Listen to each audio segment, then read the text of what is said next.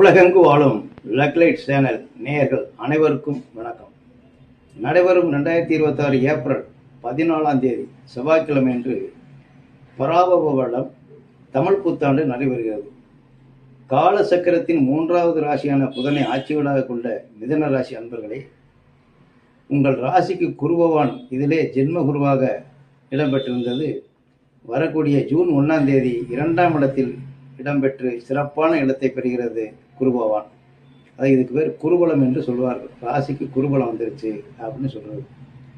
அடுத்து 31 அதாவது அக்டோபர் 31 அதிசாரத்தில் சிம்மத்தில் இடம்பெற்று அது டிசம்பர் 12 வக்கரம் பெற்று வக்கர நிவர்த்தியாகி மீண்டும் அதாவது 2027 ஜனவரி 24 உங்கள் 2ஆம் இடத்துக்கு கடகத்தில் இடம்பெறுகிறது. இது குரு பகவானுடைய நிலை. உங்கள் ராசிக்கு 9ஆம் அதிபதியான சனி பகவான் 10ஆம் இடத்தில் கடந்த மார்ச் மாதம் 6ஆம் தேதி இடம்பெற்றது 10ஆம் இடத்துல. இது சனி பகவானுடைய நிலை. ராகு பயிற்சி வரக்கூடிய டிசம்பர் மாதம் 5ஆம் தேதி உங்களுடைய ராசிக்கு 9ஆம் இடத்தில் இருந்த ராகு 8ஆம் இடத்திலையும் உங்கள் ராசிக்கு 3ஆம் இடத்தில் இருந்த கேது 2ஆம் இடத்தில் இடம்பெறுகிறது. அப்போ இந்த 4 கிரக பயிற்சியினுடைய நிலைகளை வைத்து பார்க்கிற பொழுது இந்த பராபவ வருடம், அதாவது இந்த தமிழ் வருடம் பூரா உங்களுக்கு எப்படி இருக்குன்னு பார்த்தா, தொழில்துறையில் வேலை பளு கொஞ்சம் அதிகமாக இருக்கலாம். தொழில் முன்னேற்றத்துக்கான வேலைகள் கொஞ்சம் தாமதமானாலும் கூட அதில் உங்களுக்கு கிடைக்க வேண்டிய லாபம் குறையாது. உத்தியோகம் செய்பவர்களுக்கு பதவி உயர்வு, சம்பள உயர்வு ஏற்படலாம். வீடு, மனை, வாகனம் வாங்கும் யோகம்லாம் கண்டிப்பாக உண்டு. திருமண வயதில் இருக்கும் ஆண் பெண்கள் யாராக இருந்தாலும் அதுக்கான முயற்சி செய்தால் திருமணம் கைகூடி வரலாம்.